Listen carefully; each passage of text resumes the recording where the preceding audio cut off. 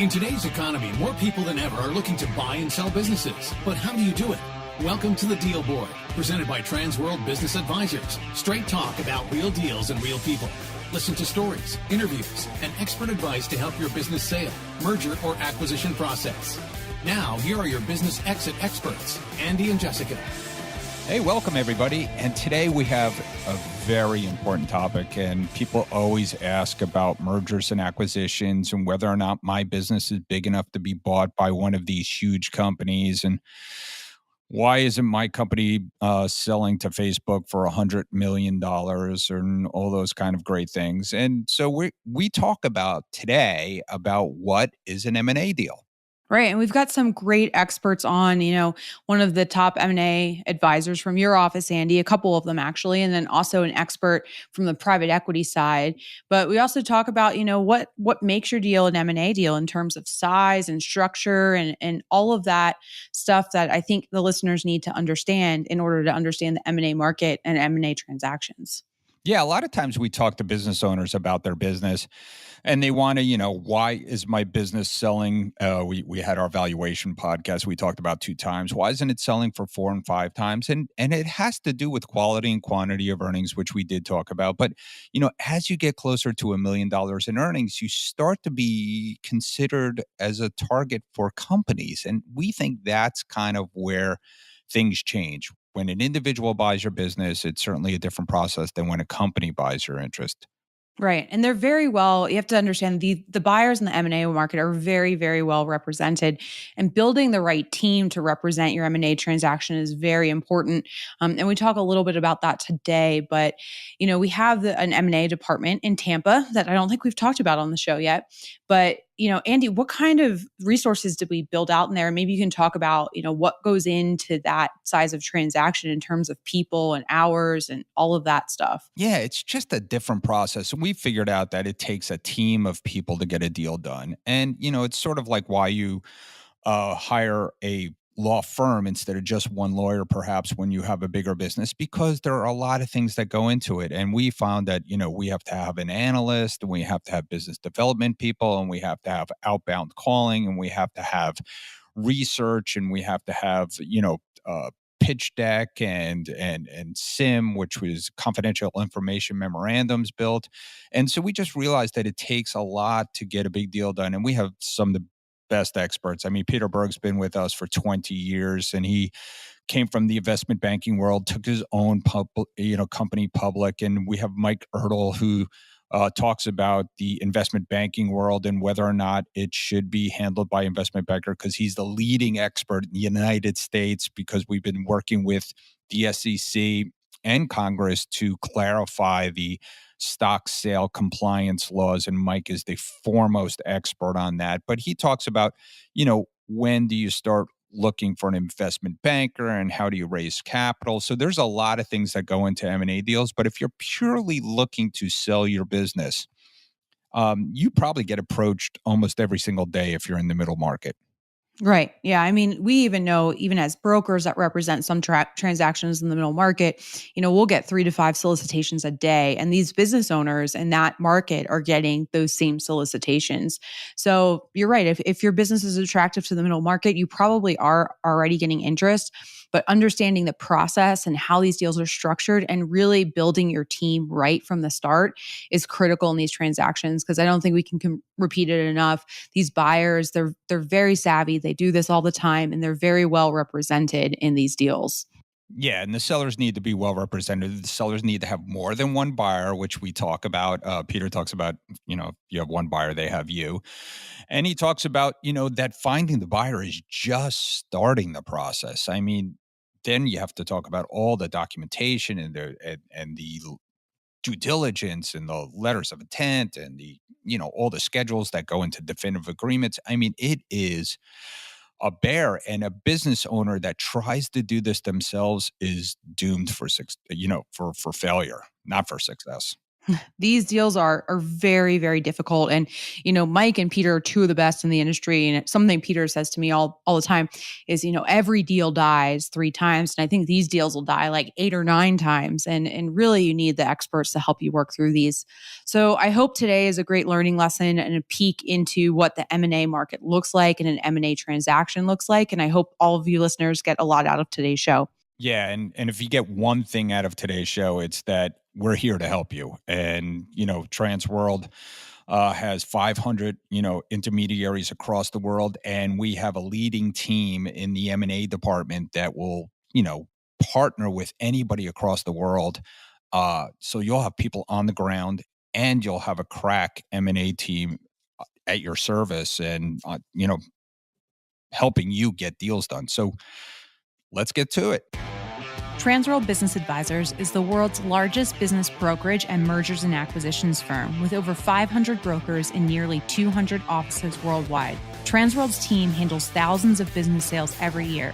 To be connected with a qualified business broker or learn more about the buying and selling process, visit tworld.com/the deal board or call 888-719-9098. Welcome back, everybody. I have with us Sage Harrison, who is principal at Trinity Private Equity Group, and he's here to talk today about what is an M&A transaction, but specifically, what is private equity looking for in a transaction? So, Sage, first and foremost, thank you so much for joining us on the show, and welcome. Happy to be here, Jessica. Thank you. So just give us a little bit of a background and overview, kind of what is Trinity and, what is your role in the company right now? Sure. So Trinity Private Equity Group is based just right outside of Dallas. We look at various types of investments. We focus on real estate and operating companies. And within those two large sectors, we have a number of other focuses, such as, within the operating company, we've got a lot of niches we look at. Within the real estate, we have, various major niches we look at within that as well. So last year, we put out $170 million of equity across 14 investments. 12 of those were real estate. 2 of those were operating companies, just to give you a little more information. Okay, great. So tell us a little bit about, this episode's about, what is an M&A deal, but what would you consider an M&A deal, or what specifically are you looking for in a deal right now? Yeah, so I'm going to focus on operating companies for the sake of this discussion. And what we look for when it comes to operating companies is multifold. First and foremost, I think most private equity groups, I would say my contemporaries or even my competitors, we're looking for companies that are at least $2 million in EBITDA. And EBITDA can get a little bit of cloudy as far as what that really means and the value of that. But really, when we say EBITDA, we're really looking for kind of net cash flows. And so to that end, that's the first criteria, is we're looking for 2 million of EBITDA. Usually that's, call it, 10 million of revenue up to 50 million in revenue. To that end as well, we're usually looking for EBITDA margins of 10%. So of 10% minimum. Once it gets below 10%, you're working really hard for your cash flow, and that can be a challenge. So that's a minimum criteria, is the size, and that's the easiest. The next thing that we go to immediately when we're evaluating a deal is the customer breakdown, or revenue composition, as we call it. What does the revenue look like, and how many customers are comprising that? If you have 2 million in EBITDA and 10 million of revenue, well, you check the first box. But if you only have, or if one customer comprises, say, over 30% or 40%, you've got a huge risk there. So that's the second, that's the second thing we look for, is how many customers they have and what does the biggest customer comprise. The third thing we look for is how recurring is the revenue. Is the company extremely project-based, like a general contractor, for instance, or a subcontractor in the construction world, just that everybody's familiar with? Or is it a pretty recurring type of revenue base where they're making a widget, and they're making it for 100 customers, and these customers continually buy more widgets on a monthly or annual basis, for instance. That would be a much more recurring setup. So those are the three primary things that immediately we go to try to assess. Sage, I should say to the listeners too that, you've been a value partner with Transworld for a long time and presented and talked to a lot of our brokers. And that's a recurring message is that, you're looking for a certain size deal. And then those other factors are really based on how much you guys can grow it as a group as well, right? Yeah, exactly. And right before I walked into this podcast with you, Jessica, I was sitting with two of our analysts going through 15 deals. And the very first thing we do is look at the size. The second thing is we look at customer list, and the third thing we do is look at how recurring it is. And then from there, we look at, okay, what does management want to do? Do they want a full divestiture, or do they want to stay on? And then really it's how do we grow this company post-acquisition? So if you think about it like this, the first few questions are really around risk management and qualifying. So they have to qualify. And then as soon as they qualify, meaning they have at least 2 million in EBITDA, we're really trying to figure out how risky it is. Because even if we buy it if we get in the middle of a tough acquisition, if they've got solid recurring revenue, well, we can work out of it. But if you get into an acquisition where they're heavily project-based, you lose a key person or key people, or you lose a key customer, and now all of a sudden most of your revenue is gone, well, you're really in a tough spot from a private equity standpoint. Right. It makes total sense. And really, it's not that much different than how buyers will evaluate a deal on Main Street either, but, just at a much higher level. So, Sage, before I let you go, tell me a little bit about what is the market like right now searching for deals in the private equity space? Well, there's a lot more money, a lot more capital than there are good deals. I don't want to say there's a lack of deals, because there's tons of deals. We get bombarded with deals every day, and we're thankful for those. But most of the time, when we pull back their onion a little bit, they are customers or they have all these. There's an issue with a lot of these deals. Either they have one customer that's 60% of their revenue, or they were break even last year and now this year they're 3 million in EBITDA, or they have a serious exposure to commodity risk like oil and gas drilling, or the current sellers don't want to stay on. They want to just throw the keys and walk away, which always raises eyebrows. So it's hard to find a deal that checks the boxes. And when I talk to investment bankers, they say, oh my gosh, private equity are so picky. So, and I get that statement. However, when you think about it, we're paying a multiple, right? We're paying a multiple of either from 4 to 6 times EBITDA. And we can really jam ourselves up if we don't have a lot of these boxes checked. We can create a situation where there's a really outsized risk for a limited reward when we're paying up for something like this. Right, correct. And I'm not sure about your structure, but most private equity firms have outside investors that they have a fiduciary responsibility to as well, correct? You're absolutely right. That's a great point. So not only do we have to be sold on the deal, but we have to turn around, sell our LPs on the deal, and then go get a debt provider and sell them on the deal. So it may seem like we're extremely picky, but at the end of the day, we know that it's not just up to us. We've got a lot of stakeholders that we have to convince of the safety of this deal and also the upside of a given deal. Great. Well, thank you so much, Sage, for providing some insight into the private equity world and pulling back the curtain for our listeners. If someone wants to learn more about you or Trinity, where is the best place for them to find that information? So first of all, I appreciate you very much, Jessica, and I also appreciate Transworld. I've had a great relationship with a lot of leadership within Transworld and the community there, and you guys do a ton to support the various franchisees and stakeholders within Transworld. And so thanks for having me. But if anyone ever wants to get in touch with me, they can feel free to email me at sage@trinitypeg.com. And I think that, our website is just trinitypeg.com. And you can read about deals that we have, things that we're doing, and you can reach out to me via email or phone anytime you have a question. Awesome. Well, thank you so much for that, Sage. And thanks again for joining us. For the listeners, we'll drop that information down into the show notes so you can connect with Sage if you have further questions. But thank you again, Sage. Thank you very much. Hey, Andy, you know what time I think it is? I think it's time to talk about our deal of the week. Deal of the week.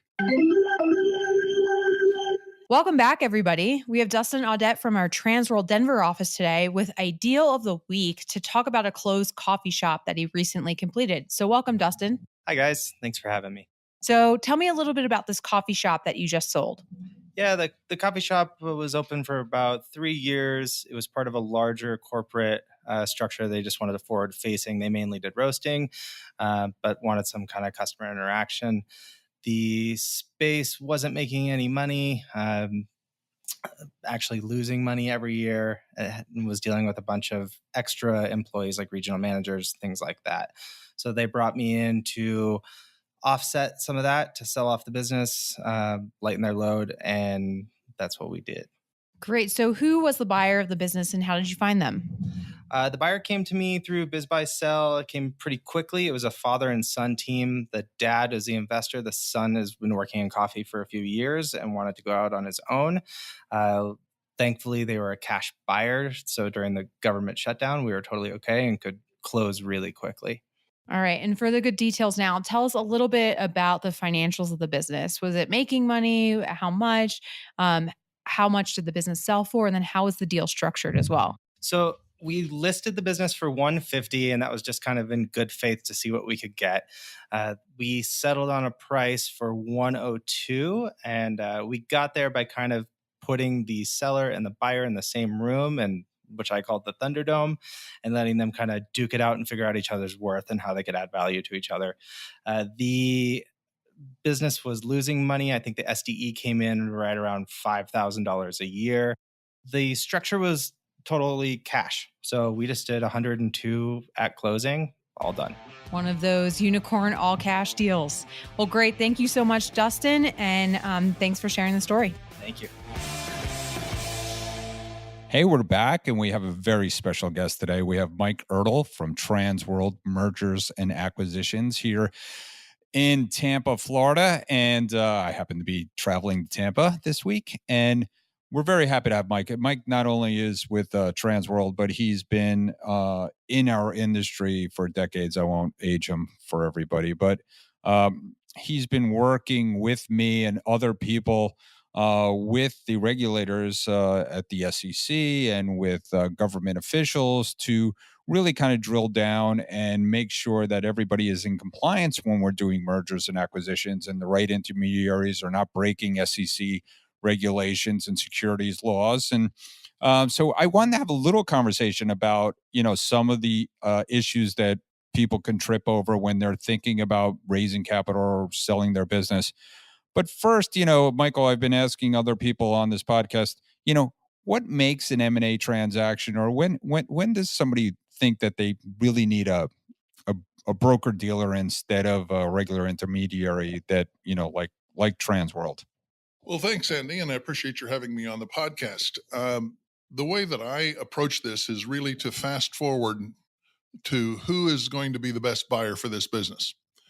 If the business is going to be most likely acquired by an individual owner-operator, then you're well served by any of the Transworld Business Advisors who have experience in doing those kinds of transactions. Those buyers are looking for a business that they can afford. They know how much money they can put down. They are eager to see that you've already arranged bank financing so that they're 20% down or 10% down, plus the bank financing will enable them to acquire a business of this size. Businesses at that level are typically priced. You go to market with an asking price because the buyers search based on the price of a business they can afford.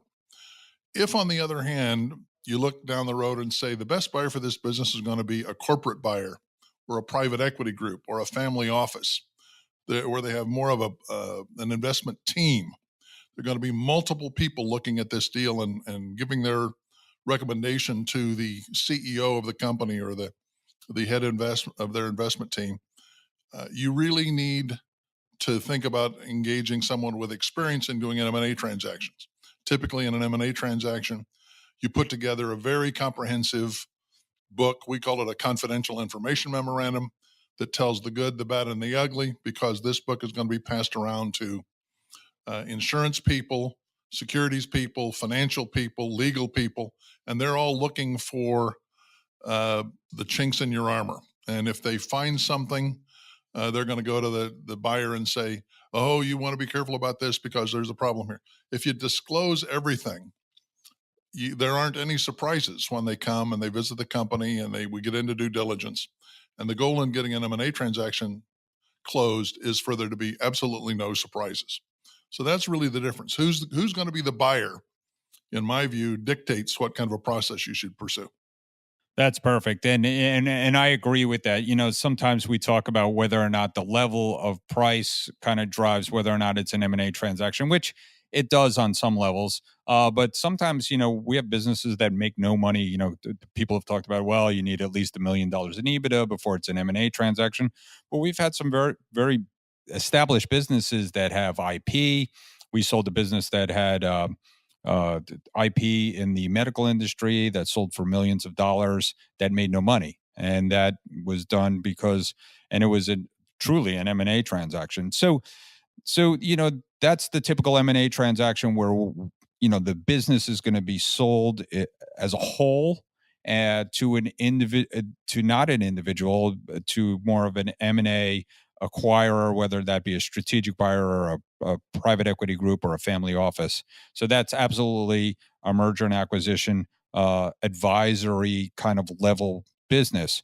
So what I see a lot of M&A advisors who are in that business start to get tripped up and start to tread on securities laws is when they want to do some sort of financial recap or sell shares. So can you speak to that a little bit, where people kind of, might start breaking the law? That's an excellent question, Andy. And unfortunately, I've had a lot of experience talking to regulators and legislators about this issue. And there's widespread support for the notion that if you're engaged in the sale of the business, whether it turns out to be an asset sale or a stock sale or a composite sale that involves other elements like a seller's note or an earnout that are considered a security, if all that you're doing is helping the owner of a privately held business sell that entity, whether it's structured as an asset sale or it's structured as a securities transaction, there's widespread support for the idea that activity shouldn't be as tightly regulated as the current law provides. And we're making good progress in trying to get the law changed. The line that they draw is capital raising. If you're in any way, shape, or form engaged in raising capital, you absolutely positively need to be securities licensed, and they're not going to cut any slack there, because that's where the problem arises. You're holding somebody else's money. You're committing them to a transaction, and there's been a lot of mischief in that area over time. So the regulators are really coming down hard on people who are doing capital raises without being properly licensed. So, and I think one of the things that we've been working on and is the reason why we want to also change these laws is because the access to capital, the access, the ability for people to sell their business in small businesses has been limited. And, it is very costly to try to raise capital. It's very costly to do an M&A transaction under securities regulations. And so we have been successful in changing some of the laws and getting a no action letter. So, what do you say to someone that wants to raise $1 million or $2 million? That's a very tough question. Today, most of the people who are experts in raising capital will tell you that it just doesn't pay, with the legal fees involved and the securities fees involved and the commissions involved, to raise a small amount of money like $1 million. That may be changing with all the work that's being done on crowdfunding and the like. I'm not up to speed on where that is exactly. But what conventional wisdom has been is if you're looking for $1 million or less, you're much more likely to find that from friends and family than to engage an investment banker and try to go out and raise that money publicly. Yeah, that's what we found too. I don't know anybody that legitimately even tries to raise even. It's tough to even raise 5 million, and it's probably more like 10 million is where it starts. So now we have small business owners or medium business owners that are coming to the market that want to sell their business, and we've identified that an M&A transaction might be just about who the buyer is, and it might be somewhat of the level of selling a business. And lastly, now it might be as if they're raising capital, they're going to need a broker, certainly a broker dealer. So, what else should people be looking out for as far as, making them an M&A transaction? The market for well-managed, profitable business has probably never been stronger. The advice that I give to business owners who are thinking about selling is don't wait too long. The biggest mistake that we see business owners making is they're so involved in the day-to-day operation of their business, and they're having so much fun at it, and they're making so much money at it, that they spend very little time thinking about how are they going to successfully transition out of it. And if what we saw in the last recession was any guide, um, it went down very quickly and it took forever to come back. And so if you hang on to your business into the next recession, it may be, as it was last time, it may be 5 years before the market recovers to where it was just before the recession. So the best advice that I can give a business owner is don't wait too long. Well, that's great advice too. We've been talking a lot about whether or not, what the marketplace is going to look like with baby boomers coming into the market. There actually might be a glut of not only, a glut of business owners trying to sell and the inability for there to be enough buyers to buy those businesses. But, it's a very active marketplace right now. You're a wealth of information. So why don't you give people an idea of how they can get in touch with you? Thanks, Andy. Well, the easiest way to get in touch with me is probably to call our 800 number, 888-864-6610. Either I or one of the other experienced managing directors here at Transworld M&A would be happy to assist. You can also visit us at our website, transworldma.com. You'll see my bio. You'll see tombstones of other deals that we've worked on, and you'll see the bios of other people that work in the M&A division. We'd be delighted to hear from you. Thank you so much, Mike. I really appreciate you coming in today. Hey, Jessica, you know what time it is? Money time? Almost. It's time for listing of the week.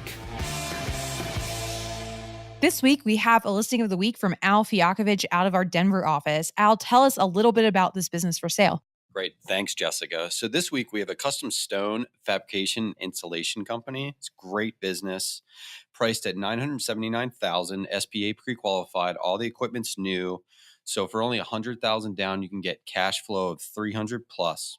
Tell us a little bit about what the owners do and who would be the best buyer for this business. The owners bought this business a number of years ago and had no experience in the granite space. So they just run the business operations and work part-time. Great. And if anybody wants to learn more about this business, Al, how can they contact you? You can email me at albert@tworld.com or call me at 720-357-6853. Great. Thanks so much for joining the show, Al, and good luck. Hey, we're back, and we have a very special guest. He's not a guest. He's a family member. He's my partner. His name is Peter Berg. He has been working in our M&A division here at Transworld for 20 years. He has a large background in M&A that he could give you a brief overview of. But we're here talking about, again, what makes an M&A deal? When is your business different than perhaps selling a Main Street business, and what are those differences in those deals? So with that, I just want to introduce Peter. Peter, why don't you give him a little background about who you are? So I joined Transworld in the fall of 2000. And my background before that was as an investment banker. And I did what I do here at Transworld, but I did it through a securities firm and involved doing things like IPOs and reverse mergers and capital fundraising, things like that. When I came to Transworld, what I liked about the company is the ability to be able to work with sellers on transactions of all sizes. And I knew that there was a big opportunity in businesses that I would call M&A size transactions. What I mean by that is an M&A transaction I would classify as any transaction where the buyer for the business is going to be either a financial buyer, which would be a private equity group, or a strategic buyer, which could be a competitor or somebody who is in your industry, but not necessarily a direct competitor. If the buyer of your business is an individual, the chances are that we would classify that as a Main Street business. Agreed. We talk about $1 million in EBITDA, but you're right. I mean, we've sold businesses that are, don't have any earnings, but, we just sold one that had 20 patents involved, and we sold it to a $1 billion company and really didn't make much money, but it was sold for multi-millions of dollars because of the IP. So that's great. So, I think now we all understand what an M&A transaction might be. So what are some of the things that, why does the seller need good representation? I'm kind of setting you up here, but, there's certainly more moving parts in an M&A deal than your typical Main Street deal. First, in terms of why would a seller need representation, sellers of businesses have been successful in creating the enterprise that they have. They're good at managing their people, managing their sales force, managing their processes, managing their finances, and building their wealth. They're not in the business of selling their business. And just like you wouldn't try to do your own brain surgery, or you wouldn't try to represent yourself in a lawsuit in court, you don't want to become an amateur business intermediary and try to make the biggest sale of your lifetime with no experience. And second, it's important during the process, and one of the reasons that transactions fail is that it can take 6-9 months or even a year to get a transaction done. And during that time, your business has to perform at maximum efficiency. Your sales need to be going up and your profits need to be going up, not down. The worst thing that can happen is you get so involved in the process of selling your business and so distracted by the process that you take your eye off the mark, and your sales start to wobble. Maybe you lose a couple of customers and your sales drop, and now we're about to close and your EBITDA is down 20%. Well, guess what? The buyer's not going to pay the price that you negotiated 6 months before, and the deal will fall apart, or you're going to have to take a big haircut at the close. So that's really what an intermediary can do for you. The other thing is, of course, is to package your business for sale properly, tell the story, what makes your business unique, what's the value proposition of your business, what makes it worth more than another business that just does the same thing, and take it to the marketplace. Identify the strategic buyers who would be most likely to buy your business, and to identify the financial buyers or private equity buyers that would be the most likely. Put a package together. This we call a confidential information memorandum. And it's typically a 30 or 40 page document, and it tells the story. And it also has a financial summary of the business, talks about what you do, how you do it, who you are, what the organizational structure looks like, what the value proposition is.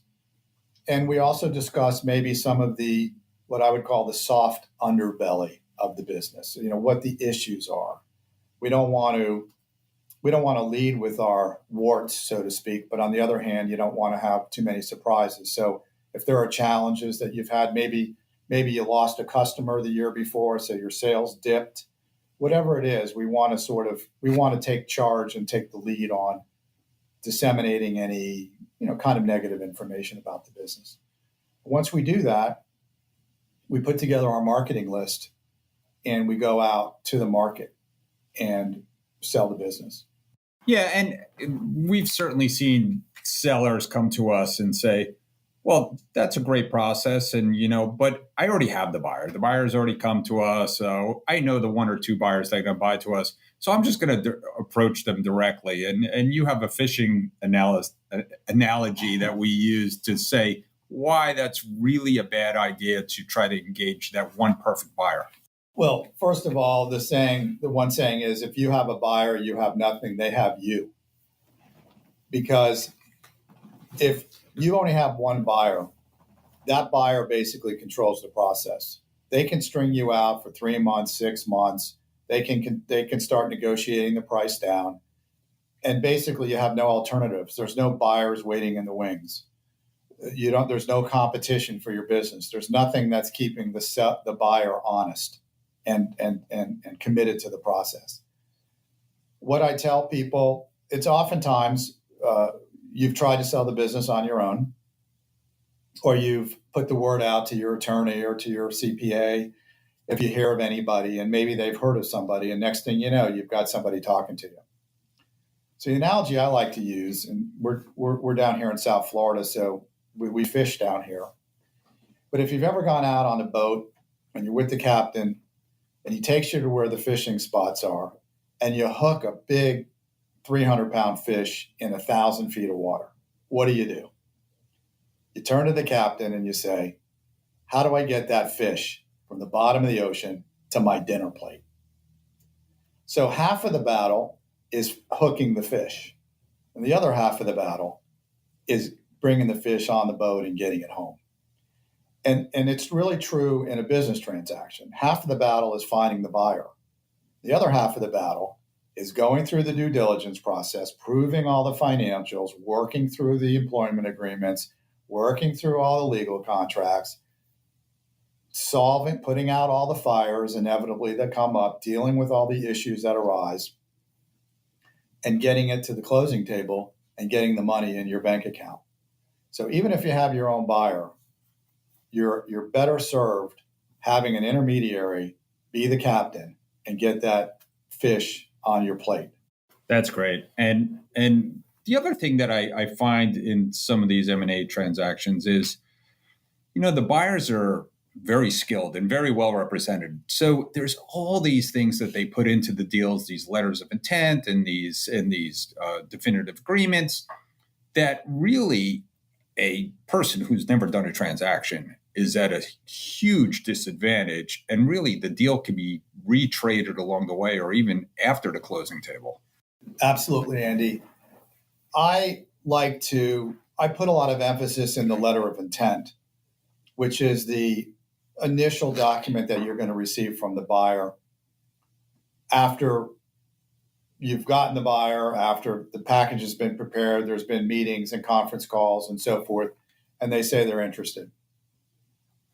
I find that if you have a well-executed, negotiated letter of intent, it'll lead to you have a higher probability of a successful closing, because there are elements in a poorly written LOI that have a lot of gray areas that are going to come up, problems that are going to come up that you haven't thought about. For example, working capital. What are you going to leave behind? You've got inventory in your business, you've got accounts receivable in your business, you've got cash in your business. How much of that is going to be left on the table, and how much of that are you going to take off the table? You don't want to wait until a week or a day before the close where the buyer says, oh, by the way, that $2 million of cash I'm keeping. So these are some of the things that you want to negotiate, as well as employment agreements, equity that you're going to retain in the business. Are you going to be in the same class of equity owner? Are they going to have preferred shares? Are they going to get money off before you get your money back? How do you get out of it? What happens if you don't get along? There are a lot of issues that can come up that need to be negotiated that are not the same with a small business where you're just going to sell it, get paid, and go away. That's a great beginning to this conversation. I know that there's tons of things that we could talk about as far as schedules and by the closing, and hundreds of documents that have to be negotiated. And I watch you and our team do these deals for the larger clients. if somebody wants more information, how best to get in touch with you? So the best thing to do would be to reach out to me directly, and I will from there determine. I'll be able to get back to you and let you know my thoughts on your business and generally what the market looks like and how things are priced. And you can do that by emailing me at pberg@transworldma.com, pberg@transworldma.com, or you can call me on my cell phone at any time, 954-907-3007. It's 954-907-3007. Weekends, evenings, that's fine. If I pick up the phone, I'm working. If I'm not working, I won't pick up the phone and I'll call you back. Thanks, Peter. That's perfect. Thanks for stopping in today. Thank you, Andy. Thanks for tuning in to our show today. If you like the podcast, don't forget to subscribe through your favorite podcasting app and leave us a review. If you have questions or suggestions for the show, visit us at tworld/thedealboard or email us at thedealboard@tworld.com.